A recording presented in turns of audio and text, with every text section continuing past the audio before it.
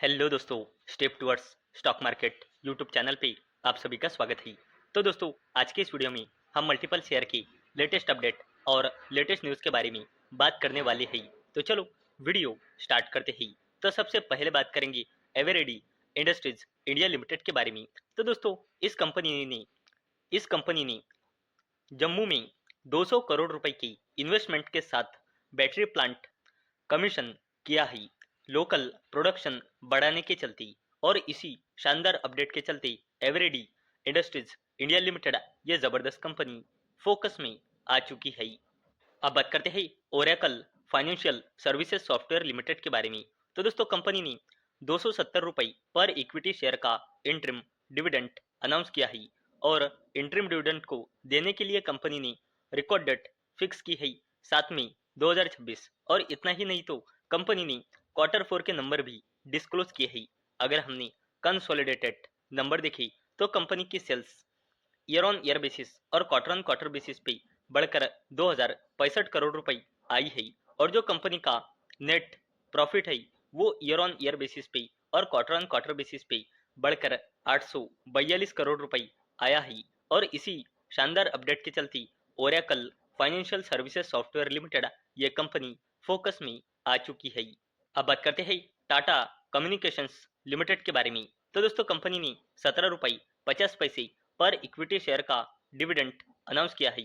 और इतना ही नहीं तो कंपनी ने Q4 के नंबर भी डिस्क्लोज किए हैं।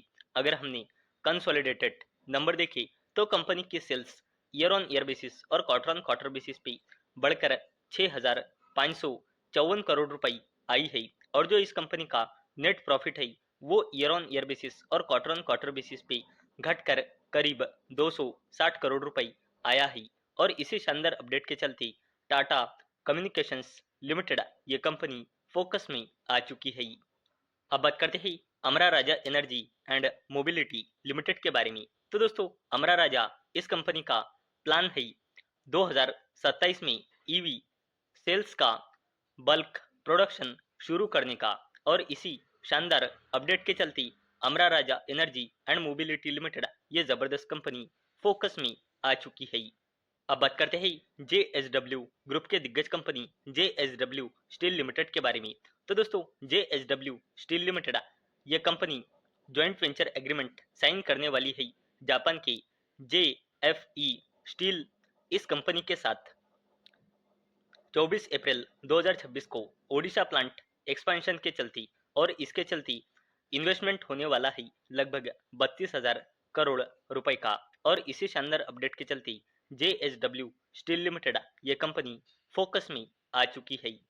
अब बात करते हैं L&T टेक्नोलॉजी सर्विसेज लिमिटेड के बारे में। तो दोस्तों, इस कंपनी ने 40 रुपये पर इक्विटी शेयर का फाइनल डिविडेंड अनाउंस किया है। और इतना ही नहीं तो कंपनी ने अपनी फाइनेंशियल ईयर 2026 के Q4 के नंबर डिस्क्लोज किए हैं। अगर हमने कंसोलिडेटेड नंबर देखे तो कंपनी की sales year on year basis और क्वार्टर ऑन क्वार्टर बेसिस पे बढ़कर 2,858 करोड़ रुपए आई है। और जो कंपनी का नेट प्रॉफिट है वो भी ईयर ऑन ईयर बेसिस और क्वार्टर ऑन क्वार्टर बेसिस पे बढ़कर 333 करोड़ रुपए आया है। और इसी शानदार अपडेट के चलते L&T टेक्नोलॉजी सर्विसेज लिमिटेड ये दिग्गज कंपनी फोकस में आ चुकी है। अब बात करते हैं रेन्यूएबल एनर्जी के दिग्गज कंपनी सुजोलन एनर्जी लिमिटेड के बारे में। तो दोस्तों, सुजोलन एनर्जी लिमिटेड इस जबरदस्त कंपनी ने यूरोप में री एंट्री की है ब्लू स्काई टर्बाइन्स के साथ। और कंपनी का उद्देश्य है 20 गीगावाट रीपावरिंग अपॉर्चुनिटी का। और इसी शानदार अपडेट के चलते सुजोलन एनर्जी लिमिटेड ये रेन्यूएबल एनर्जी यानी कि क्लीन एनर्जी की कंपनी फोकस में आ चुकी है। बात करते हैं मुकेश अंबानी के दिग्गज कंपनी जियो फाइनेंशियल सर्विसेज लिमिटेड के बारे में। तो दोस्तों, जियो फाइनेंशियल सर्विसेज लिमिटेड और अलायंस ग्रुप ने फॉर्म किया है ज्वाइंट वेंचर जनरल और हेल्थ इंश्योरेंस को लेकर। और इसी शानदार अपडेट के लेकर मुकेश अंबानी की दिग्गज कंपनी जियो फाइनेंशियल सर्विसेज लिमिटेड ये कंपनी फोकस में आ चुकी है।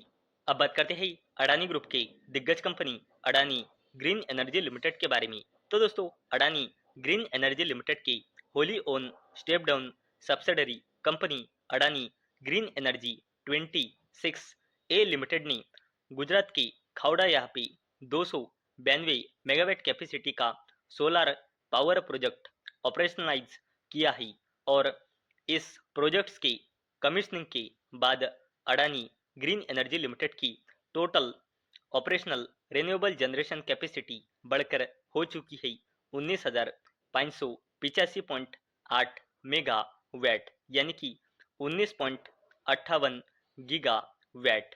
और अडानी ग्रीन की total operational battery energy storage system capacity है 1,376 मेगावाट आवर की। और दोस्तों अडानी ग्रीन का अभी total operational renewable generation capacity है 19.58 गीगावाट और कंपनी का टारगेट है 2030 तक इस कैपेसिटी को बढ़ाकर 50 गीगावाट करने का। यानी कि दोस्तों अडानी ग्रीन की रिन्यूएबल जनरेशन कैपेसिटी में अभी भी जबरदस्त ग्रोथ अभी बाकी है और इसी शानदार अपडेट के चलते अडानी ग्रुप की दिग्गज company Adani green energy limited ये कंपनी फोकस में आ चुकी है। तो दोस्तों मुझे उम्मीद है आपको ये वीडियो पसंद आई होंगी। तो दोस्तों अगर आपको ये वीडियो पसंद आई होंगी तो इस वीडियो को लाइक करें और चैनल को सब्सक्राइब करें। और दोस्तों मैंने ये वीडियो सिर्फ और सिर्फ एजुकेशन और इन्फॉर्मेशन पर्पस के लिए बनाई है।